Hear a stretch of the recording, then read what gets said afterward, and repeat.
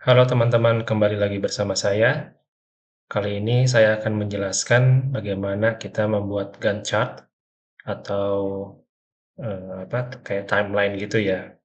Seperti kita tahu, timeline itu kita perlukan untuk visualisasi dari sebuah rencana kita ataupun nanti aktual pekerjaan kita gitu.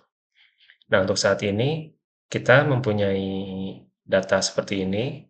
Kalau misalnya teman-teman pengen tahu awalnya bagaimana mendapatkan persentase seperti ini, teman-teman bisa melihat video saya sebelumnya. Nanti saya perlihatkan linknya di atas ya. Oke, kita langsung aja ya, kita bikin Gantt chart-nya. Nah, Gantt chart ini merepresentasikan dari schedule yang ini ya, start dan finish.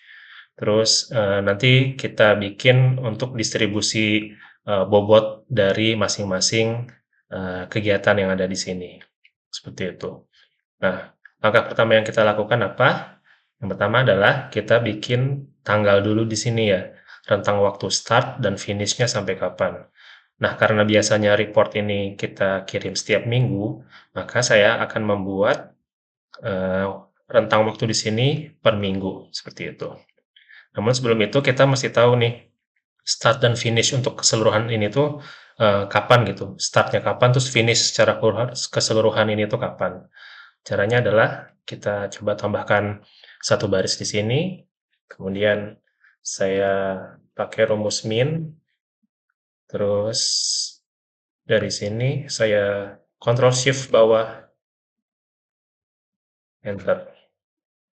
Nah, ini kan untuk minimum ya. Jadi untuk yang di sini tuh adalah yang paling kecilnya. Datanya adalah seperti ini. Kemudian untuk yang satunya lagi adalah maksimum. Saya pakai rumus max. Terus saya Ctrl Shift bawah, Enter. Nah, jadi untuk si pekerjaan engineering ini dimulai dari 1 Januari 2024, ini harusnya tanggal merah ya, tapi it's okay. Kemudian selesainya di tanggal 13 September 2024. Ini saya ganti 2 Januari aja kali ya, biar lebih make sense gitu. Nah, kemudian saya akan membuat rentang waktu di sini dari tanggal 2 Januari sampai 13 September.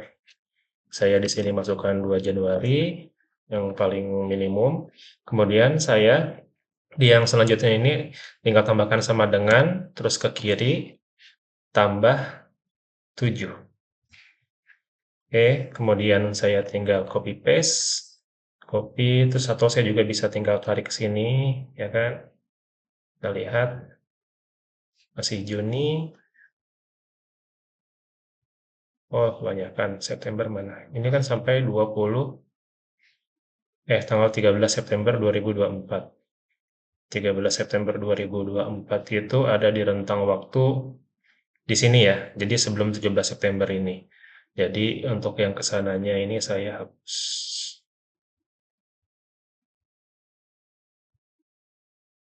Nah, supaya untuk mempermudah kita nanti copy paste ke kanan gitu, saya biasanya dikasih tanda seperti ini biar nanti saya control shift-nya itu nggak nggak ke ujung gitu. Nah, misal contoh ya saya pengen copy paste dari sini sampai ujung 13 September atau 17 September tadi, kalau misalnya nggak pakai tanda silang tadi itu akan sampai ujung Excel sini. Sedangkan saya tidak membutuhkan itu, oleh karena itu saya menggunakan X ini, jadi supaya ada batasan seperti itu. Kemudian di sini saya akan ini ya, apa namanya itu, freeze fence, jadi biar nggak kemana-mana layarnya. Saya akan klik di sini, jadi supaya patokannya tuh di sini nggak bergeser. Saya klik, biasanya saya pakai shortcut sih ya. Oh ini nih, freeze fence. Nah, jadi kalau kita geser itu nggak bergerak. Atau saya biasanya pakai shortcut ya, Alt WFF. Nah, itu shortcut yang sering saya gunakan jadi untuk mempercepat pekerjaan. Oh, ini terlalu atas ya, saya pindahin ke bawah nih. Saya pindahin ke bawah ya. Nah, hmm, ini tanggalnya saya coba benerin dulu kolomnya, double klik, nah biar kelihatan semuanya. Oke, kemudian saya akan membuat distribusi dari si weight factor ini. Karena apa namanya, Gantt chart itu supaya nanti apa ya, kelihatan garisnya itu harus ada suatu bilangan di sini supaya nanti mudah menggunakan conditional formatting. Jadi untuk bikin Gantt chart ini pakai conditional formatting, dan gimana caranya? Kita mulai dulu step yang sebelum menggunakan conditional formatting tersebut. Nah, di sini saya akan menggunakan rumus if and ya. Jadi sama dengan if, terus buka kurung, and buka kurung lagi. Saya tadi pencet tab ya, jadi dia otomatis jadi kapital gitu. Bisa pakai tanda kurung atau pakai tab. Nah, kemudian logikanya adalah yang pertama, kita lihat untuk yang di sini, start. Di sini saya buat kurang dari sama dengan yang 2 Januari, koma, yang finishnya ini lebih besar sama dengan dari yang atas ini lagi. Nah, kita lihat di sini ya. If and ini logicalnya ini udah oke.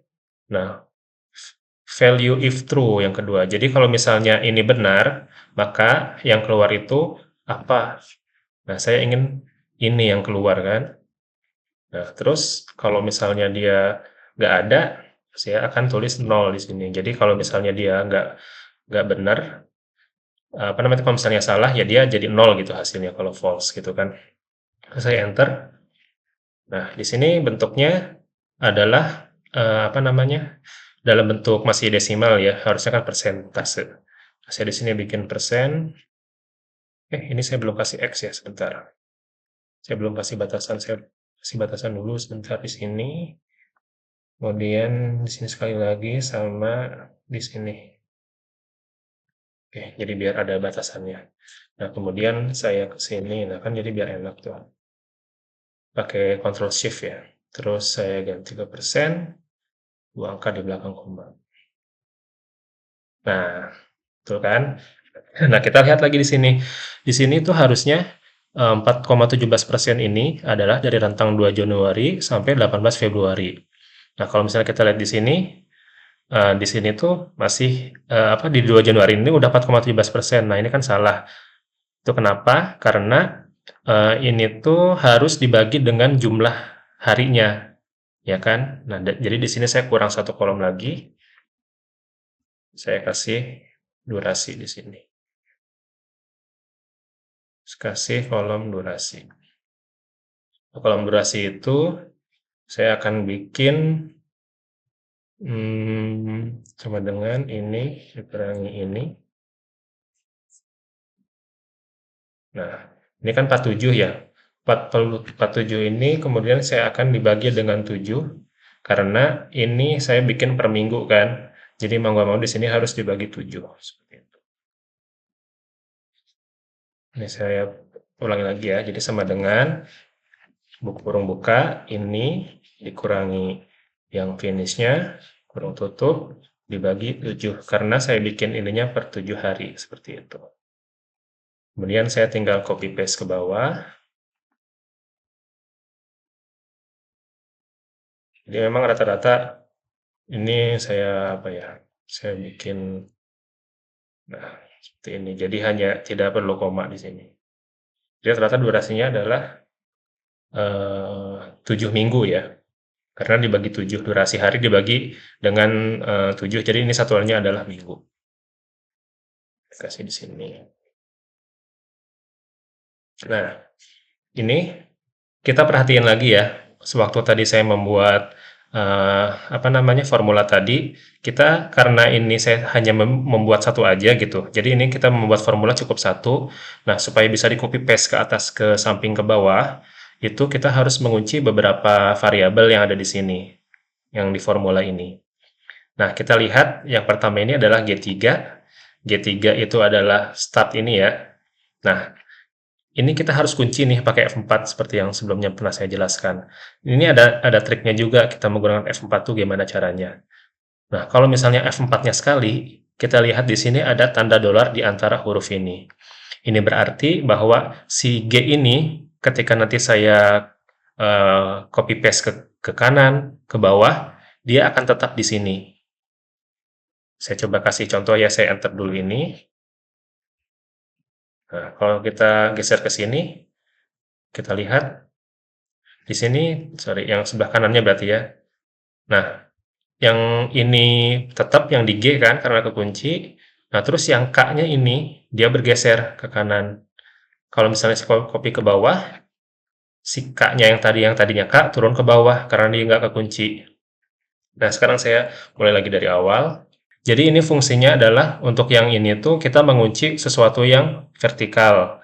Kalau misalnya ini kekunci semuanya, ini ngunci yang horizontal, ini kunci yang vertikal. Nah, oleh karena itu, untuk yang G ini, dia harus dolar yang ketiga ini, yang kita F4 3 kali. Jadi ada di sebelah kiri, ya kan? Nah, terus untuk yang J ini, karena dia horizontal, maka F4-nya 2 kali setelah huruf J.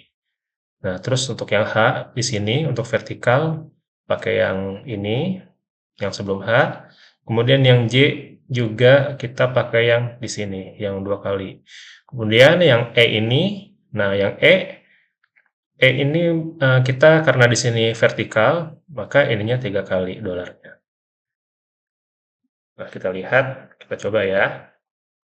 Kita drag, paste. Nah, ini udah otomatis. Nah, cuman kita lihat lagi nih. Ini kan harusnya 4,7% ya. Kita coba tes ininya di sini ya, penjumlahannya. Kita lihat hasilnya oke atau enggak.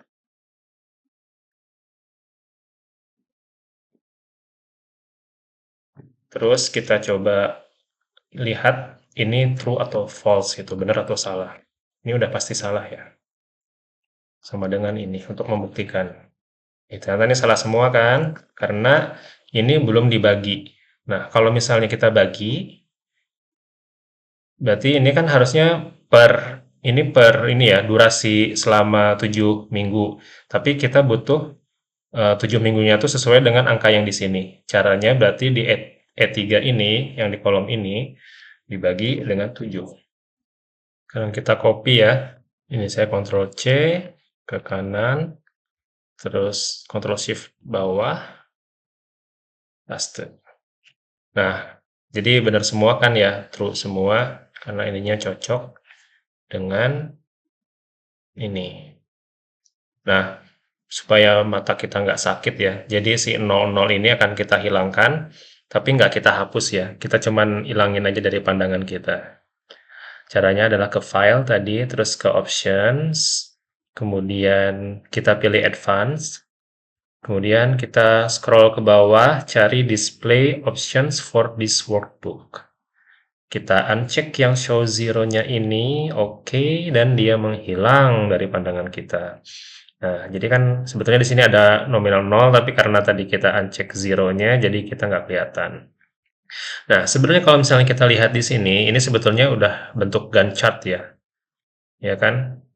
Nah, terus caranya gimana kita mengeluarkan si garis-garisnya itu, kita nggak ngeluarin manual satu-satu gitu ya, itu cara lama sekali.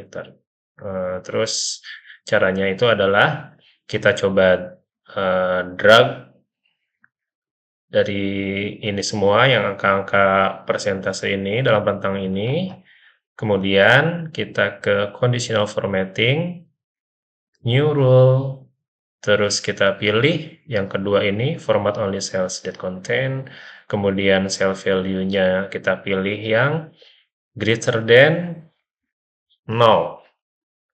Terus kita ke format, terus kita ke tab yang fill, terus kita pilihlah warna dengan sesuai dengan mood kita. Saya pengennya hijau karena saya hijau. Terus tinggal oke. Nah, inilah Gantt chart-nya. Jadi nggak cuma progress engineering, misal yang paling banyak dibutuhkan di sini, misal untuk di lapangan ya, di pekerjaan construction. Nanti di sesi berikutnya saya akan coba bikin seperti ini untuk pekerjaan construction, tapi ini kita masih engineering, jadi nanti dulu aja. Terus ya inilah Gantt chart-nya kita, seperti itu. Mudah kan? Nah, nanti dari sini kita bisa juga bikin S-curve, tapi nanti setelah ini saya jelasinnya ya. Oke, Cukup sekian, apabila ada yang mau ditanyakan, bisa tulis di kolom komentar. Oke, kalau misalnya suka dengan video saya, jangan lupa subscribe ya, juga like juga supaya eh, lebih muncul lagi nih ke permukaan konten saya, soalnya ya lumayan bermanfaat lah ya. Ya, semoga bermanfaat bagi yang memanfaatkannya. Semoga sukses dan semoga sehat selalu. Dan sampai ketemu lagi.